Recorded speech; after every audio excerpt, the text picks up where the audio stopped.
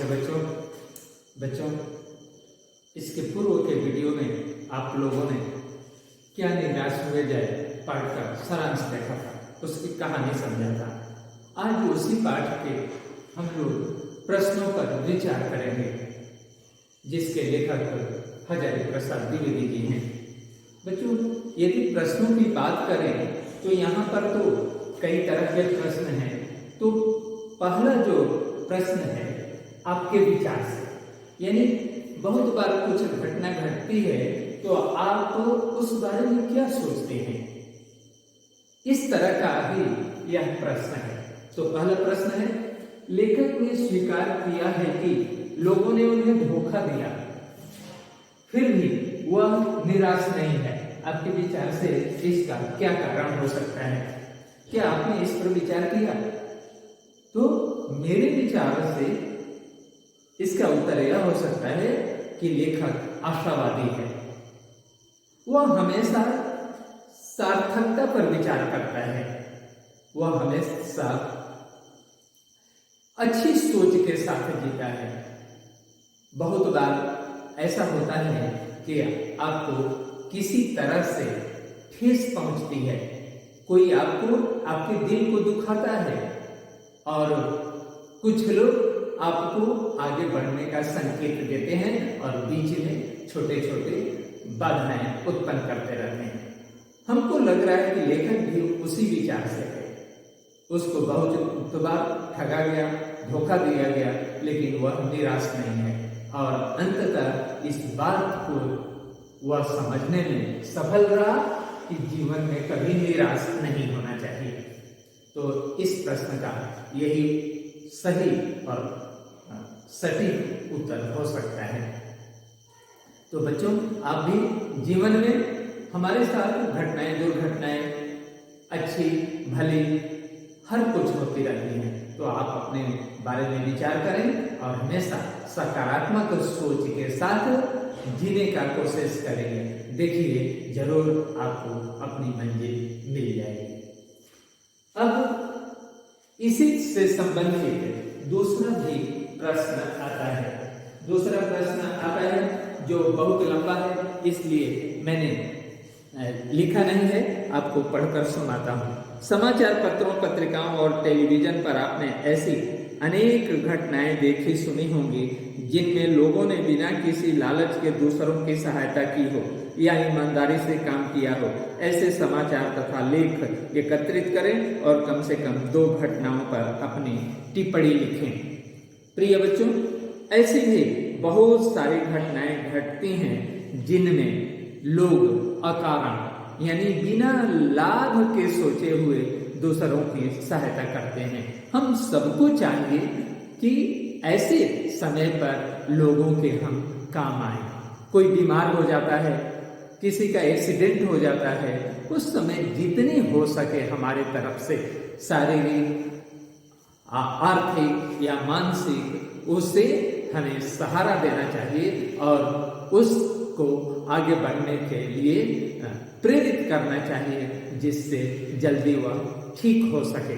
तो ये ऐसी कोई भी घटना का आप जिक्र कर सकते हैं। ठीक इसी तरह से बहुत बार ऐसा होता है कि आपका कुछ खो गया है और उसमें बहुत से लोग ऐसे होते हैं कि बिना लालच के आपका सामान आपको पता करते रहते हैं, ढूंढकर आपके साथ पहुंचाते रहते हैं, आपके पास पहुंचा देते हैं। तो ऐसी बहुत सी घटनाएं होती हैं जो आपके साथ, आपके अभिभावकों के साथ, माता पिता के साथ, सगे संबंधियों के साथ घटती हैं। उन घटनाओं का आप जिक्र कर सकते हैं। तीसरा इसी का प्रश्न है, लेखक ने अपने जीवन की 2 घटनाओं में रेलवे के टिकट बाबू और बस कंडक्टर की अच्छाई और ईमानदारी की बात बताई है। आप भी अपने या अपने किसी परिचित के साथ हुई किसी घटना के बारे में बताइए जिसमें किसी ने बिना किसी स्वार्थ के भलाई, ईमानदारी और अच्छाई से कार्य किया हो।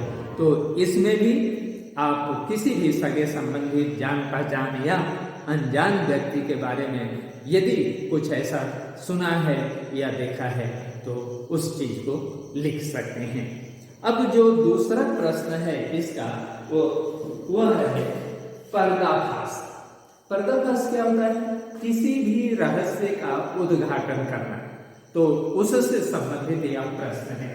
इसमें पहला प्रश्न है, दोषों का पर्दाफाश करना कब बुरा रूप ले सकता है? प्रिय बच्चों, दोषों का पर्दाफाश करना बड़ी अच्छी बात है। यह ऐसा इसलिए किया जाता है ताकि लोगों को जागरूक बनाया जा सके और जो दोषी व्यक्ति हो उसे ढूंढ निकाला जाए, इसलिए दोषों का पर्दाफाश किया जाता है। लेकिन इसके अंदर कभी कभी कुछ रहस्य भी छिपे रहते हैं। क्यों ऐसी घटना या दुर्घटना हो गई या ऐसा काम किया गया, तो हमें उसके साथ ही परिस्थितियों पर भी ध्यान देना चाहिए और उन परिस्थितियों के अनुसार उस पर तब जाकर के निर्णय लेना चाहिए। मान लीजिए कि किसी का प्राण बचाने के लिए आपने कभी झूठ बोल दिया है, तो वह मेरे ख्याल से कई सच के बराबर है, क्योंकि के कारण आज उसका प्राण बच गया। लेकिन बहुत बार ऐसी भी घटनाएं होती हैं कि जिसके प्राण बचाने भी समाज के लिए एक गलत संदेश के रूप में होता है। किसी ने किसी के साथ ऐसा दुर्व्यवहार किया हो जिसका पर्दाफाश करना जरूरी है, तो उसे हमें नहीं रोकना चाहिए। तो उसकी सार्थकता पर हमेशा ध्यान देना चाहिए और तभी उसका पर्दाफाश होना चाहिए। दूसरा है, आजकल के बहुत सारे समाचार पत्र या समाचार चैनल दोषों का पर्दाफाश कर रहे हैं। इस प्रकार के समाचार और कार्यक्रमों की सार्थकता पर तर्क सहित विचार लिखिए। प्रिय बच्चों, आजकल जब भी आप अपना टेलीविजन खोलते हैं, समाचार चैनल लगाते हैं, तो उसमें हमको ऐसा कुछ दिखाई पड़ जाता है। या समाचार पत्र खोलते हैं पढ़ने के लिए, तो प्रथम पृष्ठ पर ऐसी सब घटनाएं दुर्घटनाएं देखी जाती हैं। कहीं चोरी हुई है, कहीं लड़ाई हुआ है, कहीं झगड़ा हुआ है, कहीं एक्सीडेंट हुआ है। इस तरह की घटनाएं होती हैं और यह समाचार पत्रों और समाचार चैनलों के द्वारा उसका दिखाया जाता है। लेकिन हमारा मानना यह है कि क्यों न इसको ब्रेकिंग समाचार बनाने से अच्छा है कि उस पर सुधार किया जाए, क्योंकि समाचार को यानी पत्रकारिता को समाज का चौथा स्तंभ माना जाता है। यानी कार्यपालिका, विधायिका और न्यायपालिका के अलावा पत्रकारिता है जो लोगों में उत्साह भरता है, उनका पर्दाफाश करता है, उनको आगे बढ़ने का संदेश देता है। तो इन समाचार पत्रों या चैनलों को भी हमेशा चाहिए कि अच्छी अच्छी खबरें दिखाएं और इस तरह की जो नकारात्मक घटनाएं हैं हो सके तो कम से कम उजागर करें। और आपके लिए, हमारे लिए भी यह जरूरी है कि ऐसे समाचार पत्रों को कितना आवश्यक है उतना से ही उसको काम चलाने, नहीं तो नकारात्मक संदेश पूरे समाज में फैलता है। तो समाचार पत्रों और समाचार चैनलों को इस तरह से हमें उसे आगे बढ़ने के लिए किस तरह से कौन से समाचार प्रकाशित होना चाहिए और कौन से समाचार सिर्फ जरूरत के अनुसार ही उसका प्रयोग होना चाहिए, इस पर ध्यान देना चाहिए। आज इस वीडियो के अलावा दूसरे वीडियो में अन्य प्रश्नों पर भी हम लोग विचार करेंगे।